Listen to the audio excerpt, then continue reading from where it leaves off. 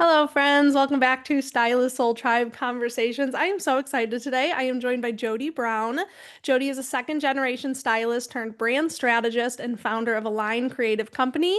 Since retiring from behind the chair 5 years ago, she has taught hundreds of hairstylists, educators, and creative entrepreneurs how to build standout brands, strategic content, and marketing systems that scale. Today, she runs the sought after educator program, hosts sold out international retreats, and helps industry leaders turn their expertise into sought after education brands. We were talking before we hit record. Jodie and I really just got connected just like a month or so ago. We did a podcast with our friend Hunter, which I know you guys have heard a few weeks back. And I was just like, girl, I feel like you've been like I've known who you are. I've followed you distantly for a very Same. long time. Hunter's a good judge of character, and I've seen a TikTok before that calls it friend-in-laws. And so when you're friends and you like know who they are, you're like, how's Jodie doing? What's happening? So I I'm just love so that. excited to get to know you a little bit more, to have a fun conversation and just kind of go from there. So go ahead and introduce yourself, let us know kind of who you are, where you're from, and then we'll start to unpack your story a little bit. And then we'll start to talk about marketing, branding, all the fun things you have going on. Amazing. I love that term. I am so going to use that in the future. Friend-in-law is so I good. know it's so true. Like when Um, you have a best friend, you know all your best yep. friends, but you're not friends with them, but you And care, you ask you're about invested them. in their life. Yes. I love it. So true. Well, I feel like you did such a great job introducing me. My name is Jodie Brown. I am originally from England, but I live in Canada now. Yeah. That's like a big part of my why I am where I am is Yeah. my family's kind of all over the place. I've always really loved to travel. And so building a location independent business, once I learned it was possible, was Hmm. always something that I thought about. Like I remember being 19 years old, Googling how to get a hair job on a cruise Yeah. ship. So Yeah. it's kind of cool that it's all come full circle now. I'm a second generation hairstylist. My mom was a salon owner. She started as a shampoo girl at a Amazing. salon in Sheffield back in England when she was 11 years old, and she went on to Wow. purchase that salon when she was 21. Yeah, it's definitely like the beauty industry is something that is like in my soul. I feel like Hmm. I always say that I teethed on perm rods, but that is 100% true because the type of Yeah. salon my mom had was very much like community and like, Love. or it was like the community hub almost. My parents actually met because my dad, like his courting my mom was going to get his hair shampooed once a week. So Like, cute. I love. I so love. yeah. So is that salon still standing? Where's your mom at with all of that? So my mom actually, so that was back in England. We moved to Hmm. Canada for the first time when I was like 3 or 4. Okay, so almost no memory living in Yeah, England. so Yes. we came back. So we came to Canada for the first time then. We Okay. actually moved back to the UK when I was 8, and then I lived there for 3 or 4 years before coming back to Canada. We've moved a Incredible. lot. I think I've lived in like 36 houses. My people Oh, always ask me if my dad was in the military. He was not. My parents just wow. like to flip houses and Yeah. move. And what it really taught me from a young age was that it's okay to go after what is Mm. going to make you happy or what's going to Hmm. make your life what you want it to be. My parents moved back to Canada after moving back to the UK. We moved to a very different location and they weren't really happy the entire time. My dad was Yeah. doing great in his career. He actually moved into being a nightclub manager when we moved back to the UK. So there was So many all these layers. I love Yes, it. so many Yeah. layers, right? And the reason I tell this like seemingly irrelevant part of the story Yeah. is because I do just think it has shaped me into being very adaptable, I guess. Yeah. And so it allowed me to make a lot of really big moves in my Mm. life, including stepping away from behind the chair and Mm. building the business I have now.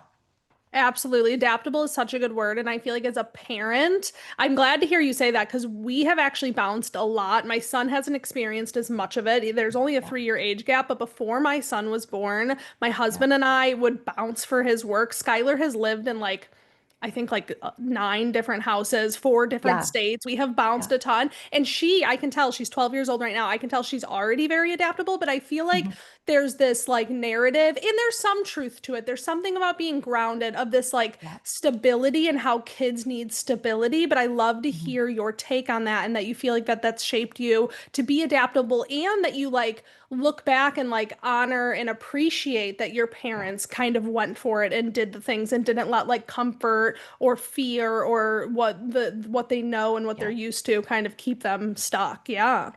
Oh, it's so true. And like I got like full body shivers when you said that actually for some reason, Oh, because it really does, like looking back, it is what I attribute. And my husband and I have this chat all the time because he grew up in the same house. He mhm. grew up, and even just the way that each of us react, like I always laugh that I'm like, little things can kind of get me, but the big Yeah. stuff, as soon as there's like an actual like event that's happening, I'm just Yeah. like so calm. Like I can Yeah. just like really Okay, like now I have to ask you this. When things get calm, are mhm. you like one that's like, is there Yes. like a bajillion big dreams? Because that's both my husband and Yes. I, and we have to calm ourselves down. Because we're like, no, we moved into this house. We said we're not moving until Bennett graduates high school. Like, we're finally putting some roots down. We're not budging. There's nothing more that we need.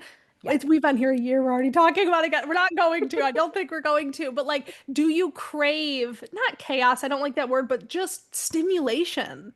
Yes. That is Yeah. 100% accurate. Like I would say, and this is something that's actually been a lesson for me Mhm. over the past 5 years. And I would say I've gotten a lot better at this, Yeah. like long-term planning, but Hmm. I definitely am prone, I would say, to emotional decision making. And I really Mm. had to, not that it's always a bad thing, because some of the biggest emotional decisions I've made have been the best, Okay. but there's also been like little things in terms of like business decisions where now I look back and I'm like, okay, I've had to teach myself Some to like let strategy and some things structure. ride Mm. all the way out. Hmm. Give me an example of what you would consider like an emotional decision. So, one of the emotional decisions I would say I made, and I actually recorded a podcast episode all about this on my Hmm. on my podcast, was at the end. So, I when I started as an educator, Hmm. we can get into like how that happened We're gonna get to after, that but story. Yeah. basically from 2020 to 2023, I was outwardly working with the beauty industry, like behind the chair service providers. The reason Hmm. I say outwardly is because I actually started working with educators as well in 2021. So Hmm. almost as soon as I started launching, I had other educators approach me and say, hey, can you actually help me with this? For I see what sure. you're doing and I need help with like marketing or backend or whatever. But all of my Totally. courses and all of my marketing was for hairstylists. And so I was launching and relaunching, and I had a lot of success with Yeah. my program at the time, Beauty Biz Brand Academy and Beauty Brand Hmm. Bootcamp before that. So I went to Italy and hosted Hmm. my first retreat in 2023. I remember And seeing that happen on Instagram. Yeah. yeah, it was so cool. And it was interesting because the way that this actually happened is I went in 2022. I was with my family and it's funny, you and I talked about Big Magic before we hit Hmm. record. One of Hmm. my other favorite books is The Big Leap. So Okay. I've heard I of that. I was, haven't read that one. Just oh my goodness, higher on my list mentally. Keep going. must read. Okay. Okay. So I was reading this book and I remember my husband and my son had gone out fishing to do some sort of like little adventure. I was at Lake Garda in Italy, I was sitting on the deck. I was journaling. I was reading this book. I was having my little cappuccino and charcuterie Hmm. for breakfast. And I remember just having the most like expansive ideas I'd Hmm. ever had. And I was Hmm. writing them down and I was like, I need my people to experience this. Like, I Yes. need to Yes. bring this to life. And so, Yes. to host the retreat, I ended up sending out 5 DMs. And out of Hmm. the 5 DMs from my educator clients, I literally had 4 deposits within 24 hours. Incredible. And I was like off to the races. That business Let's has go. scaled like almost insanely easily since then. Incredible. After hosting that retreat, I was like, Hmm. I need to go all in. Like, I need to make this work. I need to switch my education to educators and da da da da, Hmm. which was a great decision. The Okay. way that I implemented it was not a great decision. The way that I implemented Okay. it was too emotional. It put me through the ringer mentally and Mm. emotionally, and it really shook my confidence for a while. And Mm.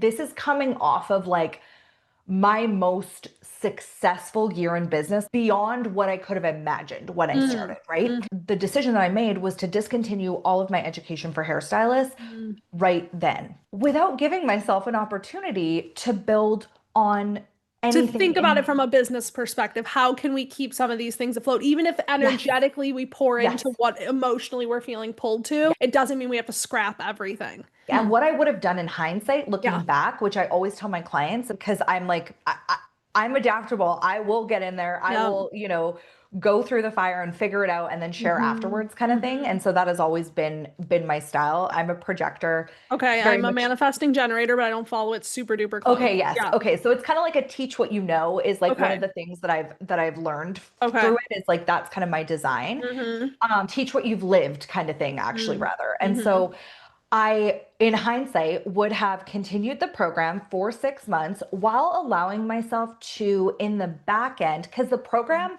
to be clear, was still getting good results. It was still working for the people that were taking it, right? It just So it wasn't quite as stimulating as the educator route was in that moment. Yeah. Exactly, because I Uh-huh. was detached at that point too, right? I've been in the hair industry literally my entire life. I've worked through Yeah. recessions. I know the industry inside and out. And so I got in my head about I need to be behind the chair. And Mm-hmm. that was a false narrative. I did not need to be behind the chair in order to teach at a high level Yeah. for the hair industry. Yep. But I got in my own head, kept the program, and Mm-hmm. discontinued it after I had built out the educator cycle on the back end. Not doing that took me, and you know that phrase, like an object in motion will always stay in Yep. motion? Cutting my education off at that stage made it really difficult To to get the rebuild. momentum And going again. and Yeah. it took me, and not from like a it was really hard to get clients' perspective because I hmm had people like, as soon as I started bringing forward the education stuff, I had tons of people like reaching out and DMing me, but I had nowhere to put them because I had hmm put so much weight on this evolution and I made it into so much bigger of a Yeah. deal than it Yeah. needed to be. Yeah. And so that was kind of an example of that was An a very emotional, yeah, around the no, I'm glad houses we went route. there. I'm totally glad we went there. Because when I hear that, like when I first heard you say that, because I think that I can be,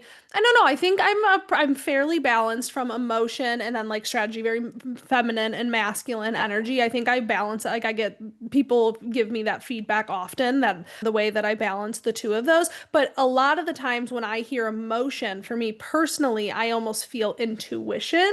So that's why I was like, Mm, intuitively. And I think what you're saying is underneath all of that, intuitively, it was the right move. The yes, path that got you there is where the yes, emotions were just like, forget everything, forget all my business smarts. I'm going yes, for it.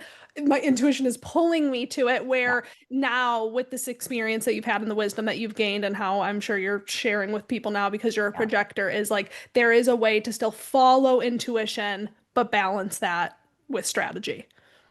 Yes, because like hmm that's something I've thought about a lot. Like, how can you tell? Because I think sometimes we do just have like, what is the difference between intuition and reactivity, Yeah. right? And for Yeah. me, it was the internal feeling. Mm. So hmm outwardly, it probably did not look like an emotional decision. Like Mm. 2024 was still like a successful year in Yeah. business.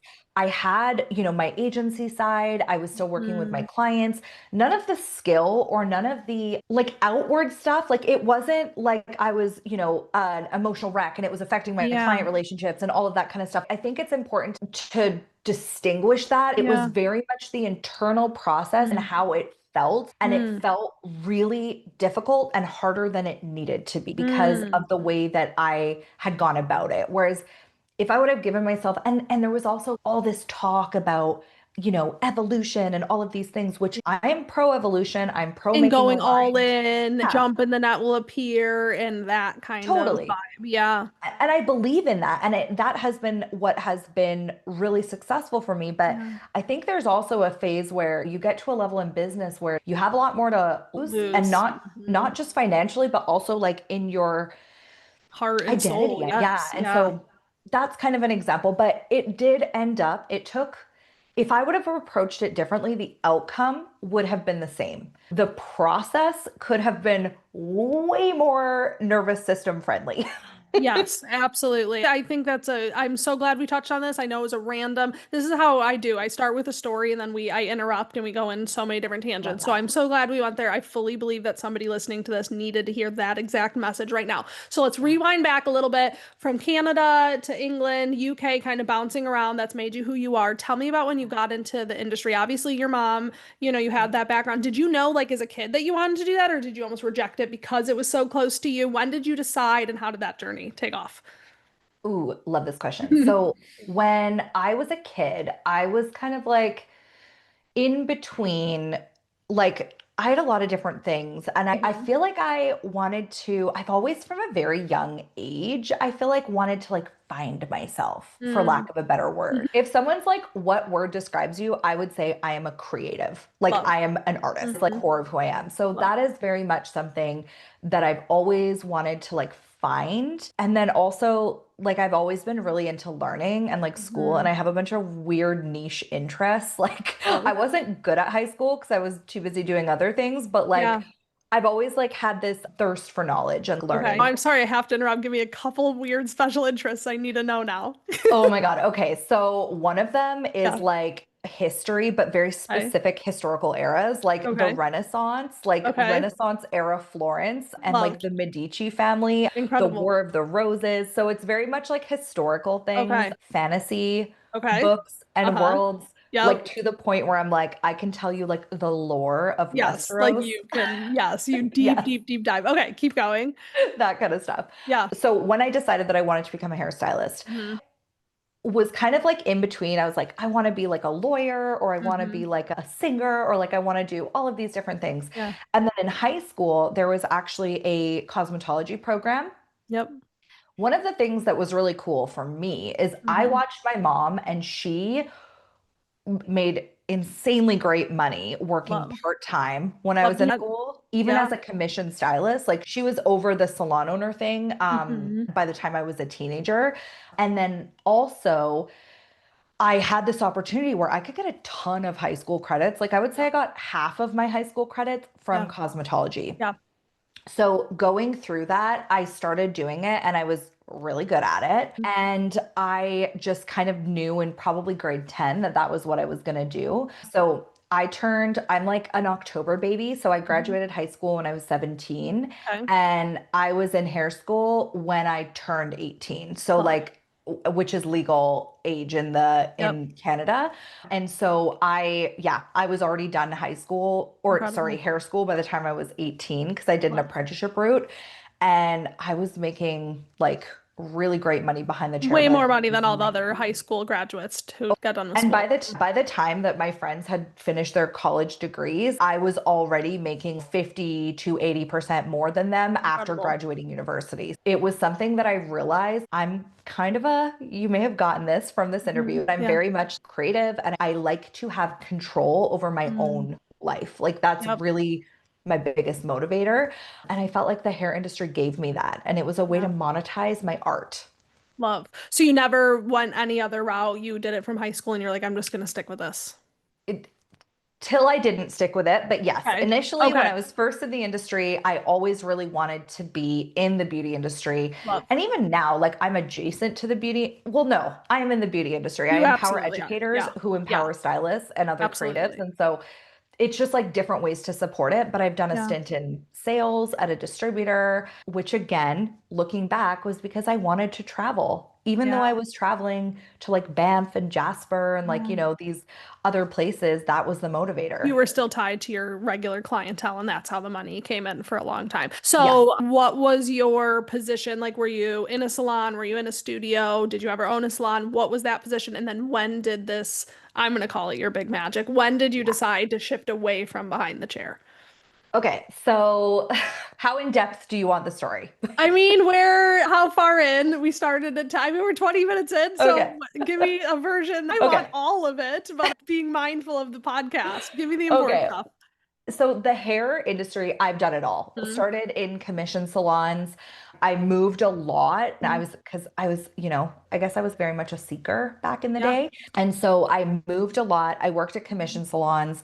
I was an independent stylist because I moved to a small town in BC. There weren't any commission salons. So that was my first foray into independence. And then I was working in sales, a distributor. So I was repping like Joico, Lanza, like Cool. those types of Mhm. product lines. And then I got pregnant with my son. So when I got pregnant with my son, What year was that? so that was in 2013. Okay. So I had been in the industry since 2006 at that Okay. point. Yeah. Yeah, it was a brief stint in sales. Mhm. Wanted to get into a different part of the industry because, like we said, it was that like being tied to the location. Once I got pregnant with my son, I was like, this isn't really going to work for me. I had a really big territory. I was driving a lot, and my husband was working out of town. So Yeah. I knew that I would have to quit that job. I had to stop pretty early in my Hmm. pregnancy. Like, I think I was like 6 months or something because Okay. I was having some like not complications for the baby, but I was having a lot of pain and just like Yeah. things weren't going super Yeah. well with my job. Yeah. And so I stepped away. And then after he was born, he was about, and keep in mind, I'm in Canada, taking a year off is the norm, right? Yes, I have heard that. Hmm. But because I was an independent, like I was not an employee as a sales rep, as a Hmm. contract, I didn't get any of the maternity leave, which Okay. is, probably the case for a lot of stylists listening. And so I had worked at a salon, like a really high-end salon years in the past. The manager of that salon was opening a new one.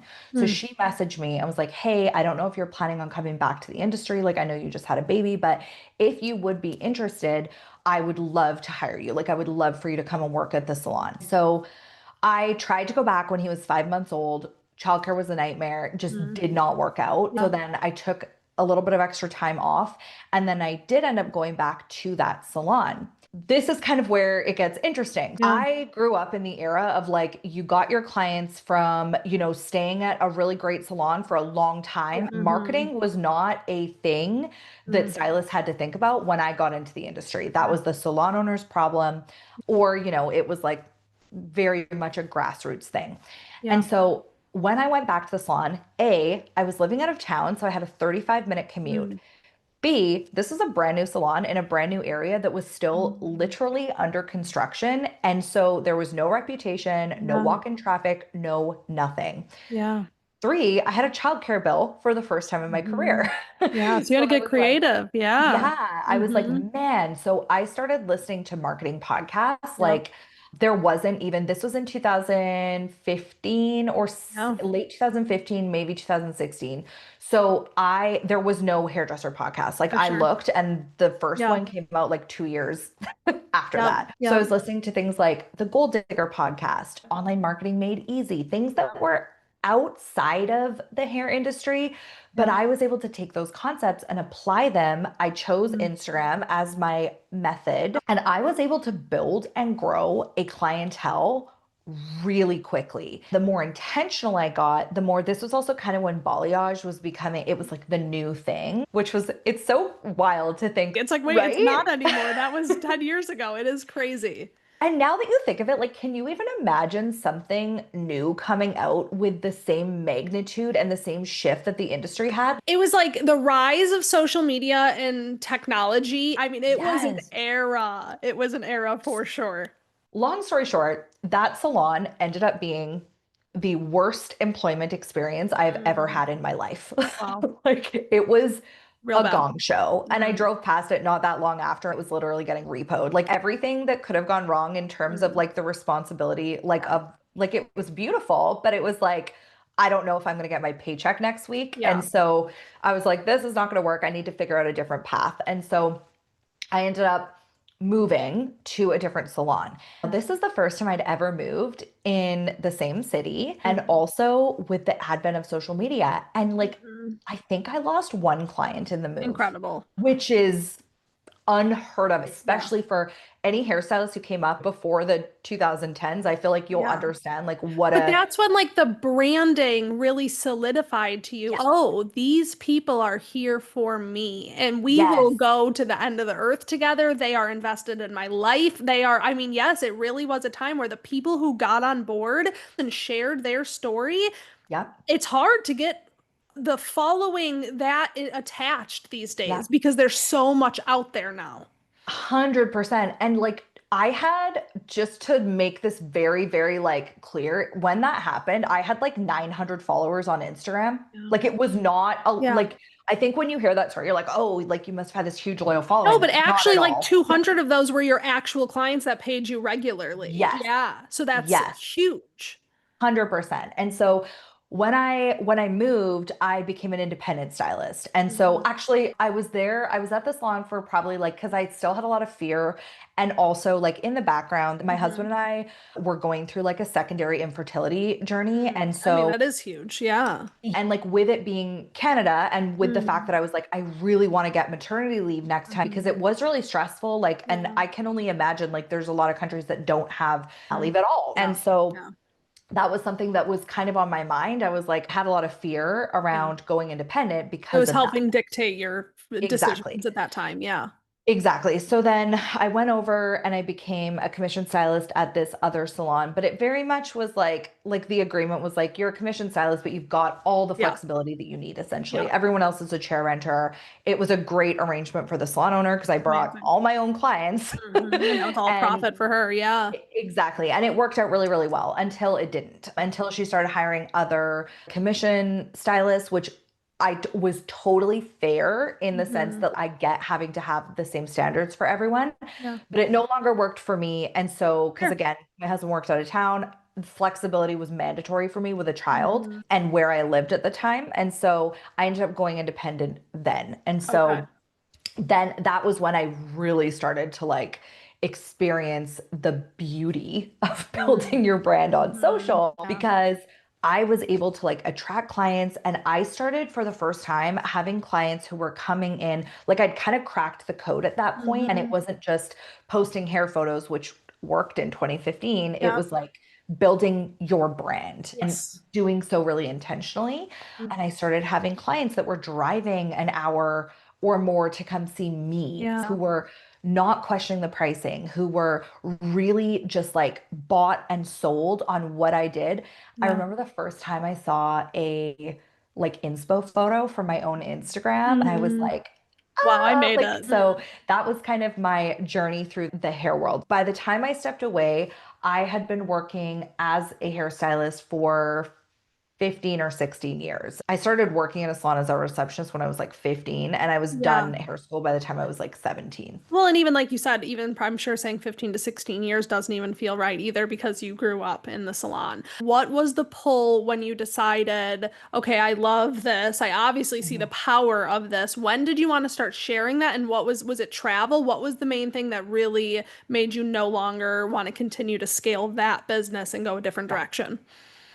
So there was a couple different things. For a while, like I had started to become the person who, like a lot of my peers and like friends in the industry, because I've been in the industry for so long, everyone I knew was a Sure. hairstylist. Yeah. And so a lot of my friends who had their own businesses were coming and asking questions, wanting to learn more, wanting to know how I Mm. was doing what I was doing. In my mind, though, there was Mhm. already like Jamie Dana, who I love and who Yeah. I've actually worked with at this point, but she was already doing it. And I was Yeah. like, at that point in my mind, I was like, well, someone amazing is already Isn't that doing it. wild though when there's one person now, it's Yes, 2025 and you're of like there's course. 10,000 people that can do anything you can think of but back then and that's the fear that holds so many people back and that goes to Yes. show that it doesn't matter if a market feels saturated right now because even back when there was just one person playing big, Yep. it still felt like you didn't have a seat at that table.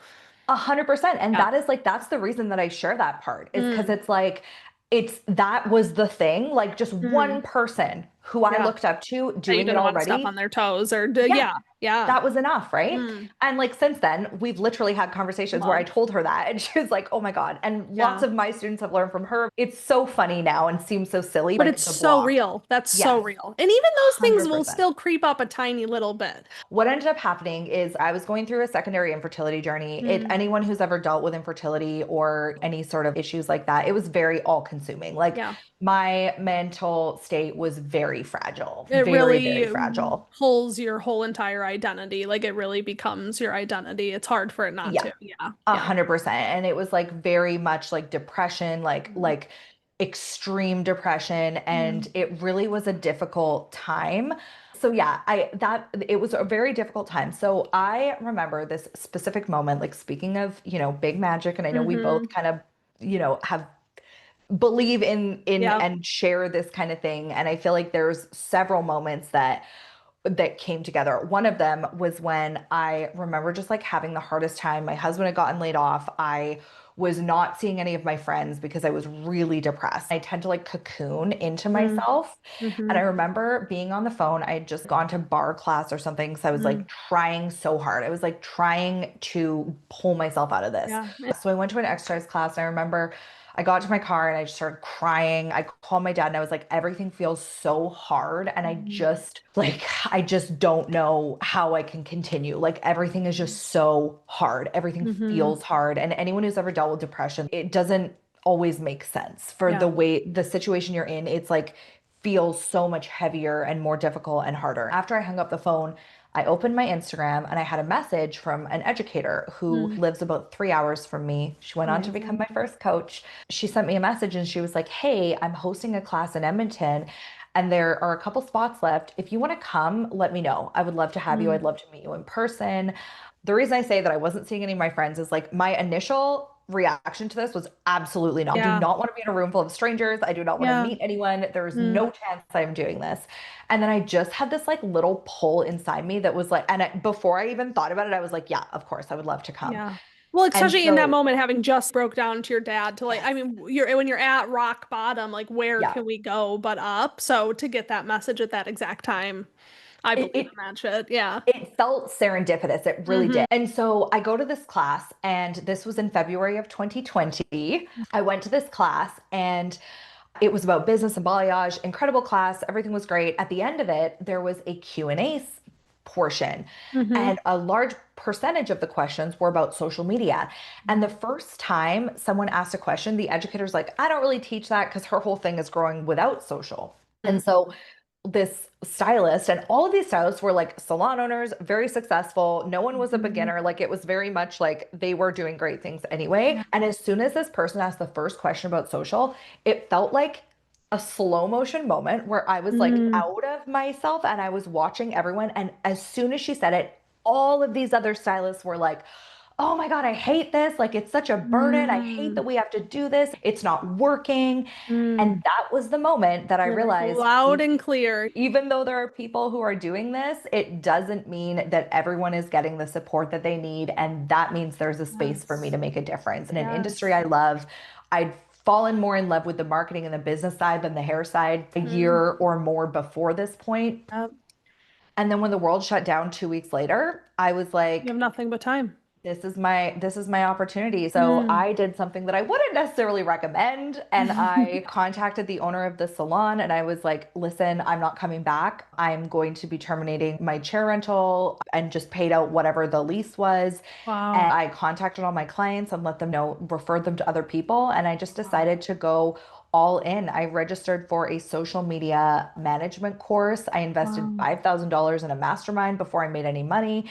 Amazing. And Here we are. that's the beginning. Oh my God, that's such a good story. See, I'm glad that you shared that. I before we hit record, everybody, Jody was like, what topics are we going into? And while Right. I know it could be such a valuable episode, I can't have as good of a conversation until I get Totally. that context. So I'm so, Totally. so, so grateful. I know it's a lot to unpack. Thank you for opening up and being vulnerable about all the hard times as well, because I definitely think that telling your story and sharing those times is so important and really gets the point across to people and shows everyone that no matter what it looks like from the outside Yeah. looking in, that is never what it is behind the scenes. So absolutely incredible. So since around COVID, you've been all in Yeah. serving stylists, educators, salon owners. So what does today look like? What does 2025 look like? How are you spending your time? How are you supporting people right now? Yeah, so this 2025 has been the year of like 2024 introspection, Love. deep work, all of the things. This year, everything has clicked and I finally Mm, feel more aligned now than even in the beginning of my business where I felt like I was like the purpose and the work was huge. So mm, now I have a content marketing and like copy company called Align Creative Co. And love. so I help educators and some salon owners as well with their organic marketing efforts. Love. So we do content, we do newsletters, like all of those types of things, organic only on that Mhm. side. And then my where I'm spending most of my time right now is actually I have a program called Sought After Educator. And that is a coaching program that helps educators build a sought after brand, land Incredible. opportunities, build out their marketing systems, and create something really scalable. Because Love. I had a lot of educators come to me who'd had great success on social, but as we all know, the game has changed and It it is has. such a risky move Hmm. now. One of the things that I really am passionate about is helping educators build something sustainable, Mm, helping them understand marketing foundations and like mm, know what to fix yeah. because I just got so tired of watching people burn out and like Mm, have these incredible gifts to share and not be yeah. able to do so because there is such a learning curve when it comes to the skill set required to build an online business. And so Absolutely. that is how I'm spending a lot of my time now, as well Love. as hosting. Retreats. So we have done this year, we only did one just because Hmm. I was rebuilding everything. Next year, usually we do them twice a year. Amazing. And what's the next upcoming one? The next upcoming one is in Rome in October. So that is sold Incredible. out. And then in May of 2026, we have one coming up in Greece.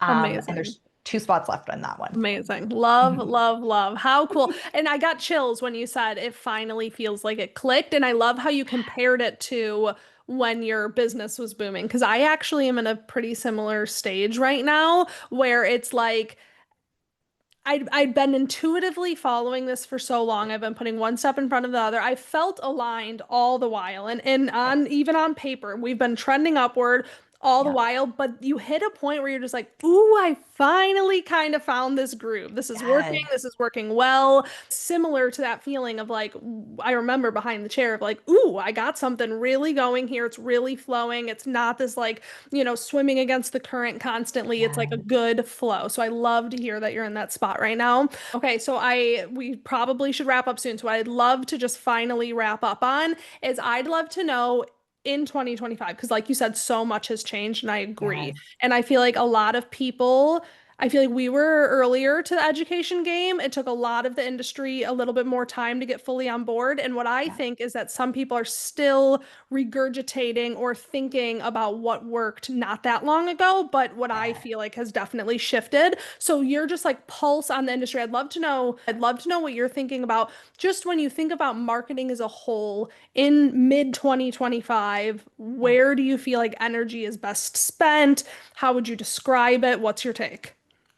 So I do still think that Instagram is a really great opportunity, Mhm. even if it is not the biggest, like the visibility is a little bit harder to get now on Totally. Instagram. I think we've all Hmm. seen that. However, it is still a really solid place for brand building Hmm. and for like not just nurturing, but like really establishing authority. And so, with that, I also think though that we really need to be focusing on moving our clients or potential clients onto platforms that we have a little bit more control over, such as Yeah. email, I think is really Okay. important. And for stylists, I think for the educator space and all these things, I think that there's some things that we can take and some things that we can learn Totally. that are a little bit cutting edge still in the Yep. salon space, right? So it's not as cutting edge in other industries. It's Totally. like best practice, but I Yep. think we can utilize things like lead magnets, for example, Hmm. for hairstylists, and they can get opt-ins, many chat. I think we Hmm. could really be utilizing that a lot more in the Yeah. salon industry and Yep. taking what's working well and really building on that. Yeah. I also think relationships and Mm. cross promotions are Mm. a really important way. And I did this behind the chair and I've still seen it working, but Yeah. like building relationships with other local business owners, Yes. that is a great way to get visibility because Hmm. smaller accounts right now also have a bit of an advantage. And so Absolutely. that's something that's kind of like almost a quick hot, tip that Well, you and it's can take. taking, it's combining grassroots with, and I think people think of those as two very separate things, but I think if there can Yes. be a grassroots in like physical in-person Yeah. relationship that then is highlighted online, I Yeah. think that just magnifies it and multiplies it. So I agree. Even still, I think I always talk about like almost like maintenance or passive marketing versus Mm, aggressive marketing. And I feel yeah. like there's, we should always keep the steady things flowing, keeping all the boxes checked, all the typical things we Yeah. need to do. But then there's periods of time where you can get more aggressive. And I agree. I think I will often say, who's around? What's Yeah. around? Where are people hanging out? Are you a small town where the coffee shop is locally owned and it's a big deal? Are you a big city where, two doors down there's a med spa? Like what's Right. happening in your area? I agree wholeheartedly. The biggest advice that I think like I foundationally will always say, and this is a really old saying, but I think Yeah. it will always remain true, is that branding is the art of differentiation. Mm. The phrase that I love is zig where other people zag. Wherever you can be different, like different is better than better. And so Mm. if you can stand out, like if other salons in your area are not utilizing things like Instagram and Facebook advertising, if Yeah. they're not utilizing blogging, for example, like Mm. there's a ton of different ways that you can Mm. stand out. And what I think is really important to figure out is number one, where your people are hanging out. Number two, what you want to be known for and your brand, and how does that tie back to what the people in your area want? Because I Love. think it's very easy to think of branding as this abstract practice, like being yourself on the internet. And I Yeah. actually think that there's been a lot of advice that has led to the oversimplification of the branding Mm. process. This Mm. is something I've been bringing forward since 2020 when not a lot of other people were talking about branding for hairstylists, Yeah. whereas now everyone's talking about personal branding. But I Mm. feel like because of that, there is that regurgitated information that doesn't Mm. necessarily get to the root of it. And so Mm. I think that spending your time, if you're not getting results from your marketing, spend time on your branding. That's a huge piece. I want to zoom in on just because it was so good, and you've said so much since then, but it was so good and it still stuck with me. Sometimes different is better than better. I think stylist salon owners, anyone will get some new business advice and in their head, they probably aren't even aware that they're doing it, but they'll have this moment of like, oh, that's blogging, let's say, for example, but nobody Right. around me is doing it. So that probably tells me that this market wouldn't want that. If nobody around you is doing it, take that as the moment of nobody Yes. around you is doing it. That's Yes. what can differentiate you. I love that. And I also love what you said a while back when I asked originally, and I could tell you said Instagram, but you had to back it up. Instagram is not what it used to be. We were on the first few years of it becoming a thing, but it Yeah. had this super crazy trek upwards. It's not Yeah. like that goes away. It's just stabilized. It is not going anywhere. We know Yeah. how to use it now. It's not this wildfire that you have to jump on board with. There's been enough time that the structure, the stability, the systems, the processes are now known, and it's not going to be as fast of growth or as volatile of Yeah. growth, but it is not going anywhere, and there are ways to utilize it. And let me share an example. So I have like back in 2021, my Hmm. account was organically reaching 1 million different people a month. Like Incredible. that, the reach was insane. Incredible. I'm not making less money now though in my Yeah. business. And Yep. now like I pivoted to speak, like my content is for educators. Mm. So that counts out a large percentage of my Yeah. followers, which means Hmm. that my engagement has, dropped, as has Hmm. everyone's. If you Yep. look at the biggest accounts in the industry and you Totally. compare the following to the like views and engagement, Yep. you're probably doing better than you think you are. Yeah. I think we need to drop our expectation Hmm. and think about the way that engagement happens differently. Yeah. But I shared a reel on Saturday. Before it had, I looked at how many Hmm. views this reel had. It had less than 70 views on this Okay. one reel. And someone, an educator on the other side of the world, saw that message, was like, this is exactly what I need, and signed up for my program less than 30 minutes later. Incredible. And Exactly, right? So that's when all it we talk takes. about like, oh, we need all this reach. No, no, no. What you need Mm. is a message that resonates. Mm. And I always say create for your ideal client and optimize for the algorithm. Don't create for Mm. the algorithm because it's a Love. losing battle. Even going back to branding and just business structures, back in 2020 when you quit your job and you had this, you could have been reaching a million people, but like you said, you didn't have the brand, you didn't have the structure, you didn't have the offer, you didn't have the Yeah. systems in place to make the impactful sale that you can make today. And so I think it's important to just share that the metrics and the things that you can see so easily from the outside in no Yeah. way, shape, or form correlate with the success of anyone's business and where they're at.